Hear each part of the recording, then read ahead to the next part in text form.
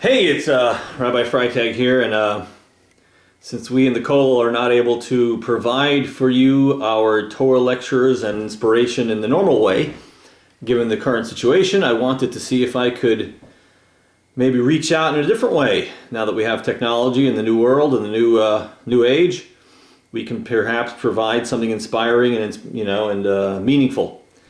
So there's debate in the Kollel whether we should be talking about the current situation, or maybe people want distraction. They want to talk about other things, maybe Pesach or laws of kosher or something. So I figured just to start, we'll talk a little bit about the current situation and maybe provide a little bit of inspiration, uplift, and just some of the ideas that come up with in Judaism as far as these issues.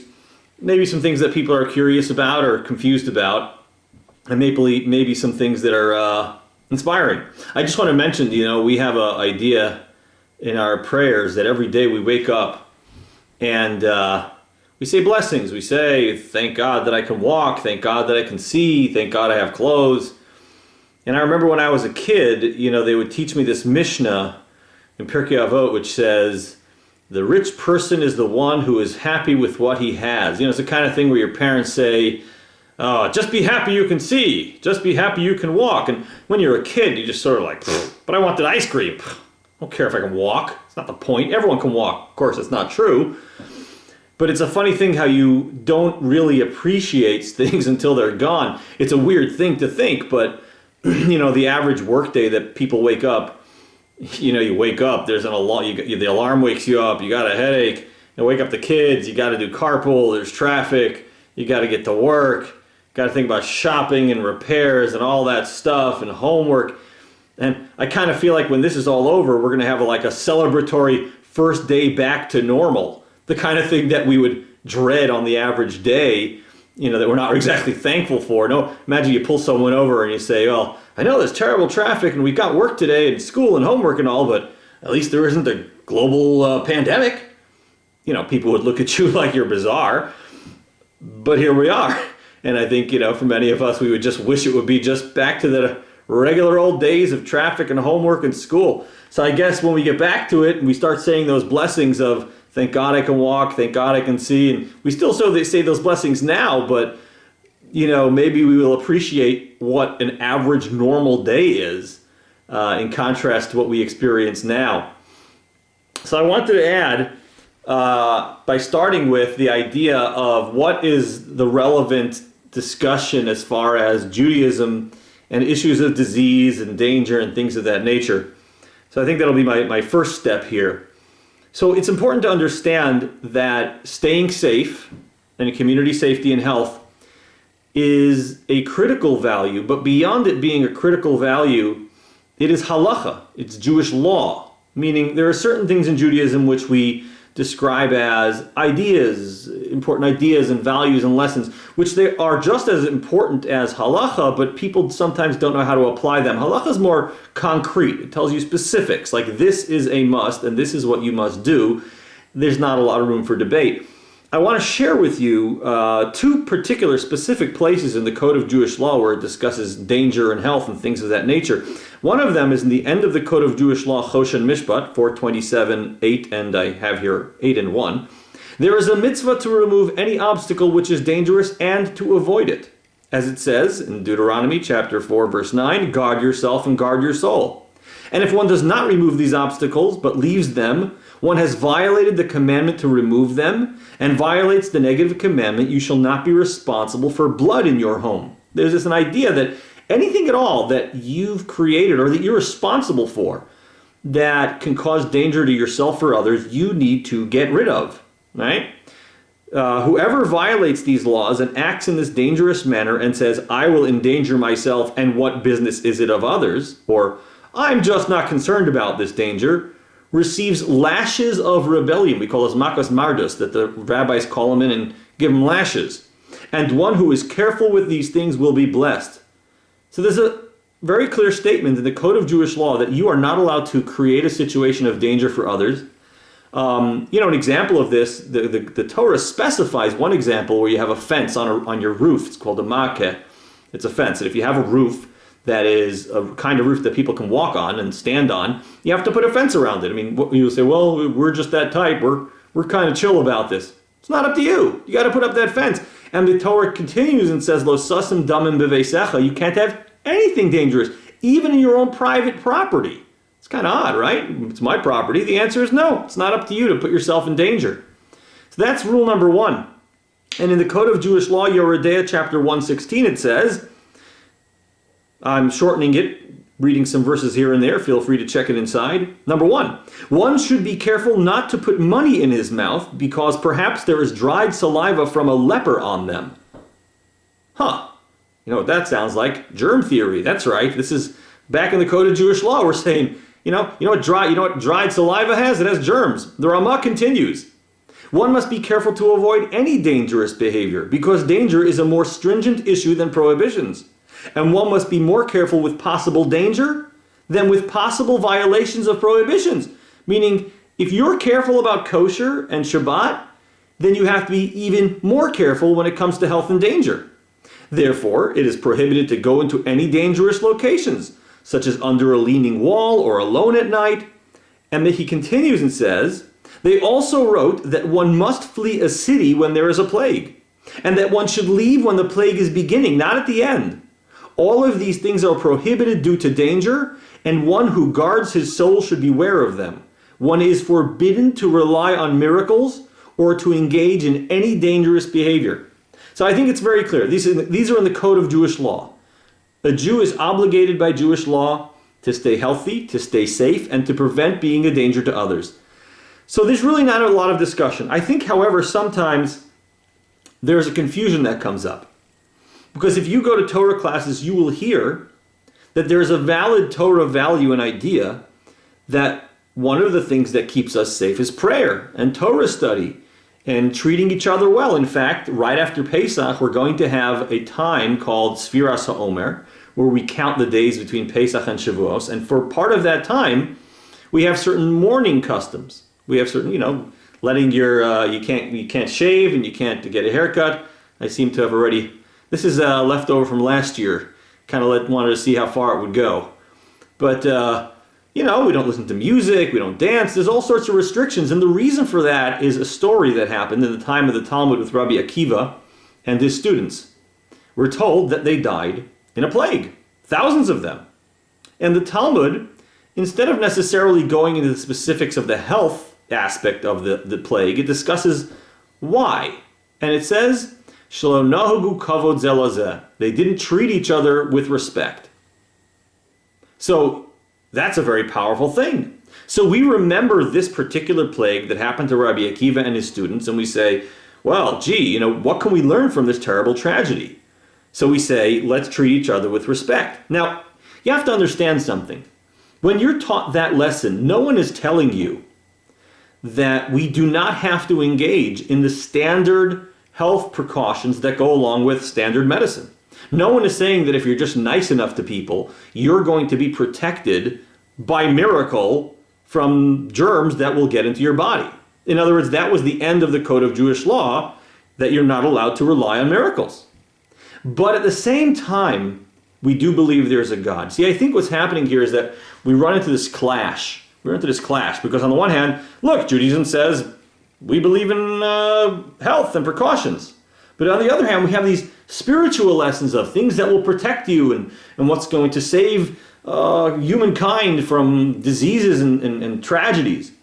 But they're both true, and there's a way to see them as being equal. In other words, it's not a contradiction to say that, yes, treating others with respect and improving our prayers and our repentance can have a positive impact. But while that's true on a global level, that doing those things can get God to intervene in a merciful way, until he does, we must keep all of the standard precautions that go along with health.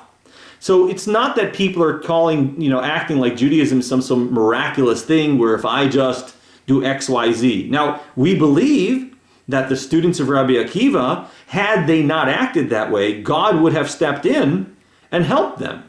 God would have prevented this plague or stopped it at some point. However, that doesn't mean that during the plague they didn't have to act with all the necessary precautions. Maybe they bought out all the toilet paper. Not that that helps. Not that I recommend it now. Pretty sure it doesn't help. But this is the idea. In fact, this is not only in the Code of Jewish Law, it's in the Gemara in Bava Kama, page 60a, or 60b, I believe, where it says straight out, if there's a plague in the city, go indoors, stay indoors. And the Gemara quotes verses from Tanakh that are the basis for this idea, that in a plague, a person should go inside. Great Talmudic sages who were very holy, and I'm quite sure were very good at repentance and prayer, still went inside, closed the doors, closed the windows, because they wanted to protect themselves. So it's important to understand that while it is true that a Jew must keep all the health precautions and stay safe, we do believe that there is a God. And we believe that there's a God who responds to certain types of human behavior. And that if we care enough, we need to do our best to engage on a spiritual level, in addition to all the things that we're doing, whether it's prayer, whether it's repentance, or perhaps just the most obvious one that's coming up after Pesach, which is treating each other with respect. The lesson of that particular plague was to treat each other with respect. And I just want to say that it's particularly difficult at a time like this. Any relationship is put under strain in times of stress. This is true as well when it comes to communities or congregations or communities. And it's critical that during a time of stress as well, while we're interacting, we find a way to treat each other with respect as much as possible, even though we feel stressed. I'm sure everyone, and whoever you're speaking to feels stressed. This is a experience that is very surreal, something that none of us have ever experienced, and probably our parents or maybe our grandparents never experienced. And it's a little bit bizarre, and we're stressed. But by the same token, that much we can do to learn to treat each other with respect. I want to say another thing, which is that, speaking of a spiritual dimension, one thing you experience at a time like this with, an epidemic is confusion. I remember for myself that I told my wife that the only time I remember feeling like this was when I was in Israel for the Gulf War in '91, where what happened was the events were overtaking you on a day-by-day basis. Information was a big mix of misinformation, true information, rumor, just everything top to bottom. When I was there in Israel in '91, so the war started, the Americans took the army over to near Kuwait to get the Iraqis out of Kuwait, and they gave them a deadline by when they were going to kick them out. And the morning after the first bombing, there were radio reports of what had happened, and they said, the Americans destroyed the entire Iraqi Air Force on the ground, just like the Israelis did to the Egyptian Air Force. It turned out it wasn't true, but it was on the news. But, and then you go on the street, and there's rumors of this and rumors of that, and here's what the government's going to do, and did you hear my uncle who's in the army says this? And, nowadays it's quadrupled because you have Twitter and Facebook and Instagram and people posting things from here and there. And if you're like me, you have on your Facebook page people who are in the extremes of either direction, people who are on the extreme form of panic, and people who are saying, everyone calm down, this is nothing. I'm not a doctor. What do I know? I don't know the answer to this. I can sit there and read and maybe choose to read the calm ones and feel good, read the panic ones and really lose my mind. But this is the nature of situations like this. And I'm sure that if you have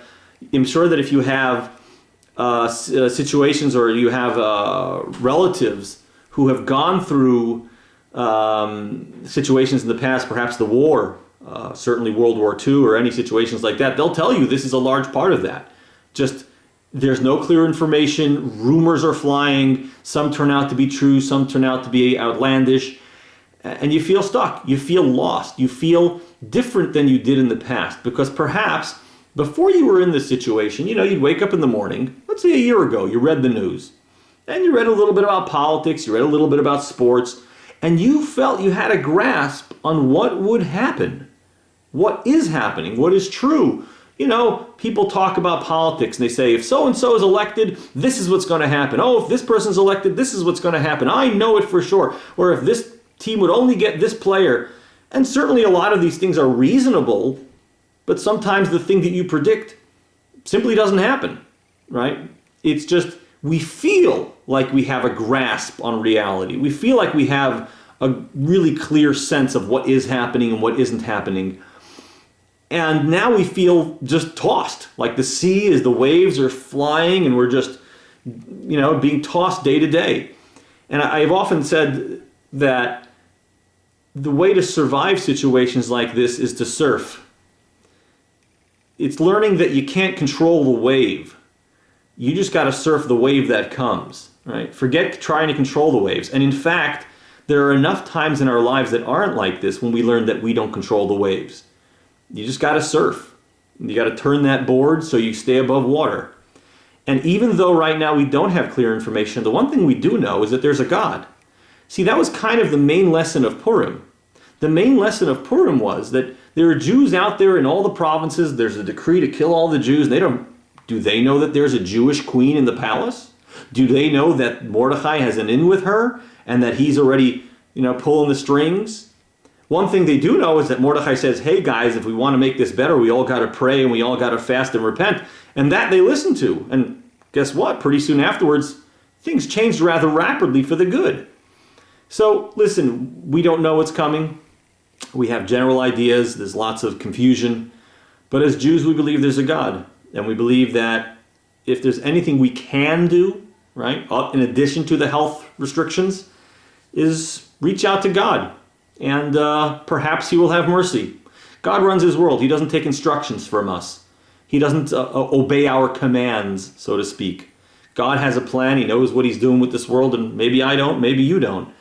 But at the very least, we do know that he's told us that if we learn from our situations and at least improve ourselves, perhaps he will have mercy. And the reality is, and what's so bad if we just turn out to be better people? It's not the worst thing that happens.